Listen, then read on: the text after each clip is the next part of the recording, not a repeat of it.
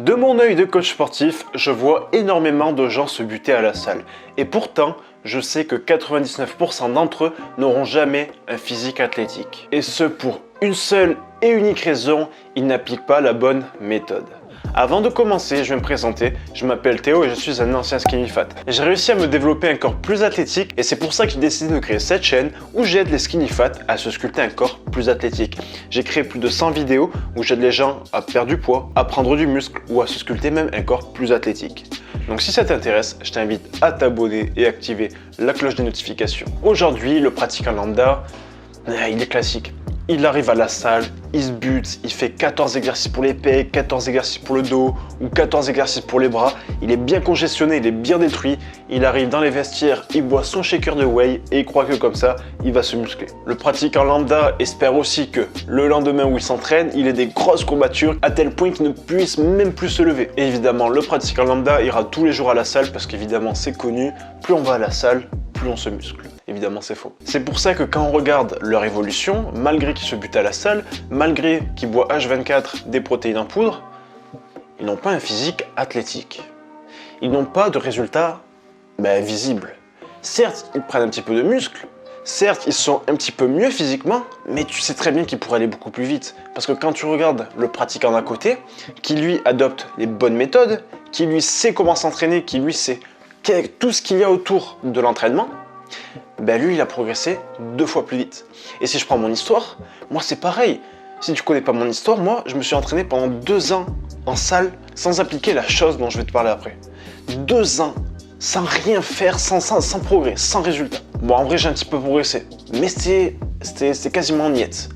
Et puis je suis arrivé chez moi, dans mon appartement, là où je tourne cette vidéo, et j'ai juste explosé en termes de progression et j'ai eu plus de résultats en 3-4 mois qu'en 2 ans de pratique. Et cette chose qu'il te manque, c'est tout simplement une alimentation saine. Et je parle pas juste de manger plus de protéines, non.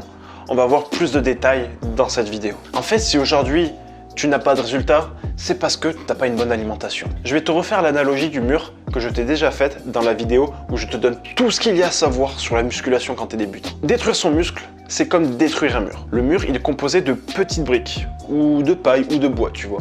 Tu vas détruire ces éléments-là. Ces éléments, ils vont devoir se reconstruire, mais plus fort. Parce que si on reconstruit plus fort, on a un muscle de même niveau.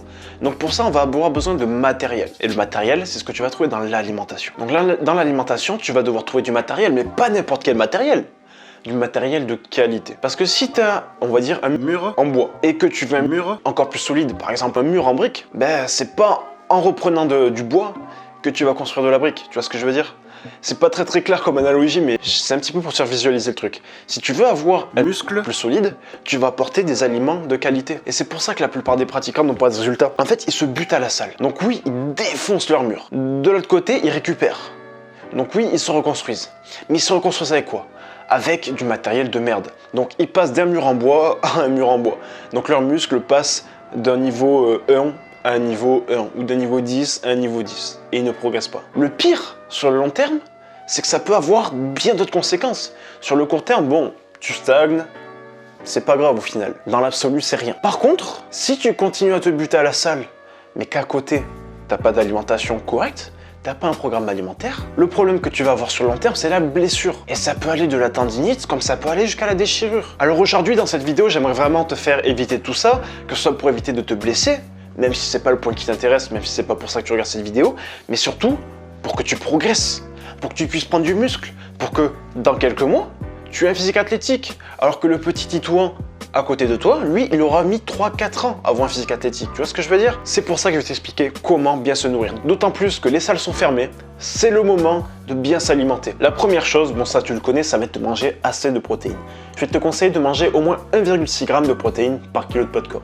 Si tu fais 50 kg, ça fait 80 grammes. Ensuite, je vais te conseiller de manger suffisamment de lipides. Certains se porteront mieux avec moins de lipides, d'autres avec plus de lipides. Mais la moyenne, en général, elle tourne autour de 1 gramme. Ce que je vais te conseiller, c'est d'aller voir les bases de l'alimentation où je te détaille un petit peu plus tout ce qui tourne autour de l'alimentation. Et enfin, on a les glucides, parce que oui, les glucides, c'est la vie. Donc là, tu vas en avoir besoin d'un bon paquet, notamment si tu fais de la musculation et que tu as envie de construire du muscle. Ce que je vais te conseiller, c'est vraiment de compléter ton apport calorique avec les glucides. Sachant que 1 g de protéines, ça fait 4 kcal, 1 g de lipides, ça fait 9 kcal, 1 g de glucides, ça fait 4 kcal.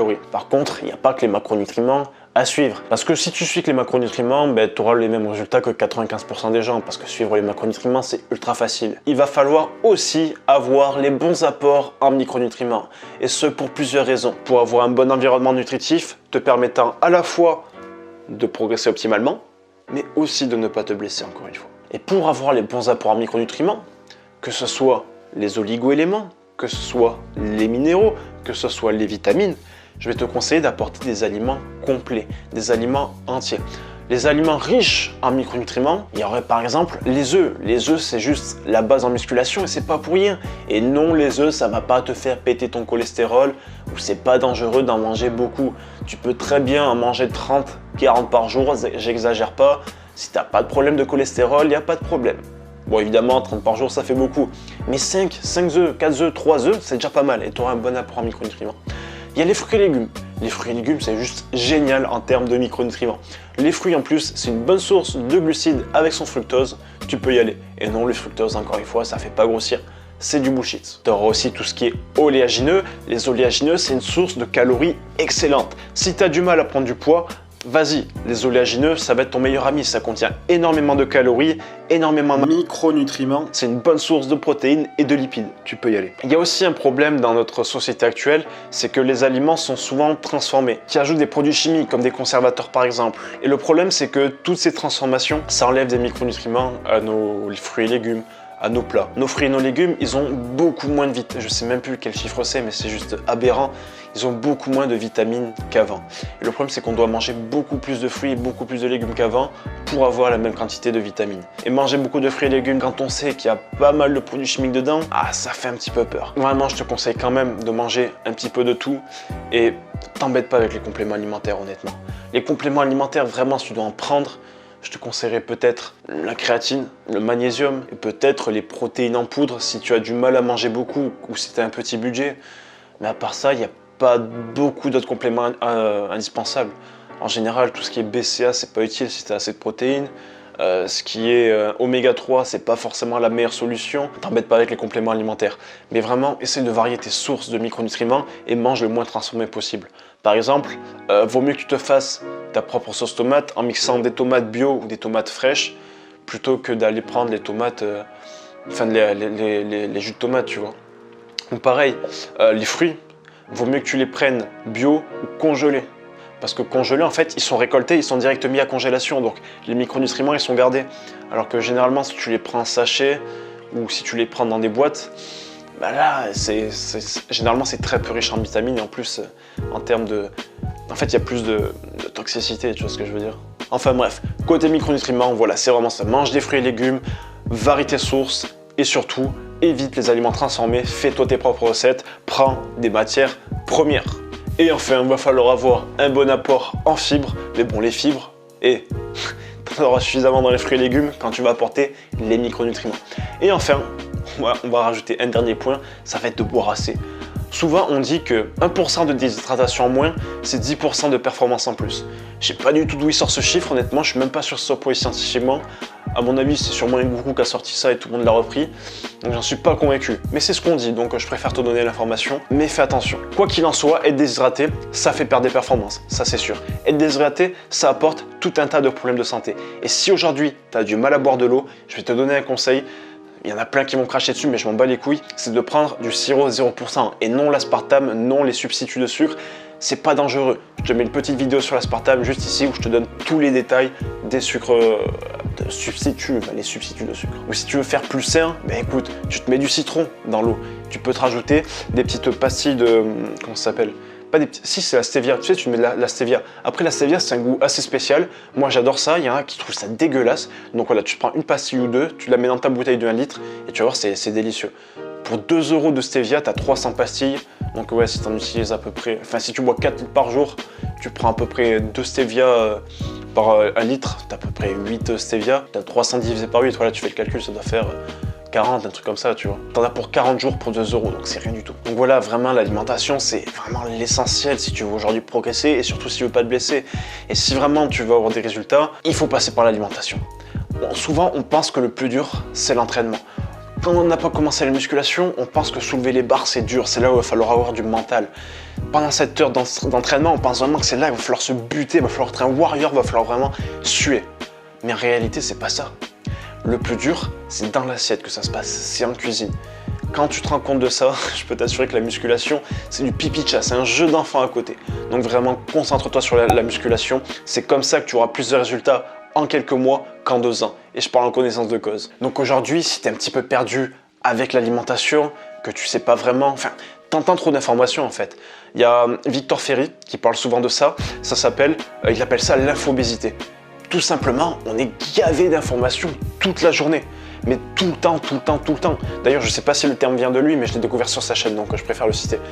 L'infobésité. Et ça porte bien son nom parce qu'on devient obèse d'informations. Des informations, il y en a de partout. Et c'est même pas forcément des informations de qualité. Si encore l'infobésité, ça venait d'informations de qualité, tant mieux. Mais là, c'est même plus de la qualité.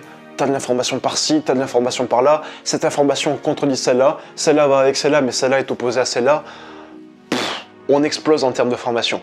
Donc si aujourd'hui, tu es perdu, que ce soit dans l'alimentation ou dans l'entraînement, que tu sais plus où donner de la tête, que tu n'arrives même plus à avoir de résultats, que tu es perdu au milieu de toutes ces informations, ce que je vais te proposer, c'est de faire un bilan. Tous les deux, on va s'appeler et je vais établir quel est ton objectif, du moins je vais en prendre connaissance pour pouvoir derrière examiner ta situation qui va me permettre de voir qu'est-ce qui te bloque exactement dans ton objectif pour que tu en finisses d'arrêter des vidéos à gogo et que tu te perdes à ne plus savoir si tu as tel ou tel problème, ce qui t'empêche de progresser. Moi, je vais t'établir personnellement et gratuitement quel est ton problème pour te permettre de vraiment te débloquer ta progression et à la fin, évidemment, je te proposerai une solution.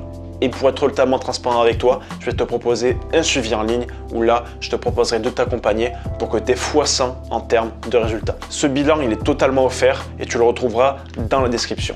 C'est le premier lien, si je dis pas de bêtises. Bref, si tu as des questions, mets-les-moi dans les commentaires. S'il y a des trucs sur lesquels tu n'es pas d'accord, mets-les-moi en commentaire, pareil, sachant que je réponds toujours dans la seconde qui suit. En plus, si tu veux aller plus loin, je te mets ici la vidéo sur les bases de l'alimentation où je te donne encore plus de détails sur quel aliment manger par rapport à quel aliment ou quel aliment est dangereux, etc. etc. C'est les bases de l'alimentation. À demain, mec, c'était Théo. Ciao, ciao.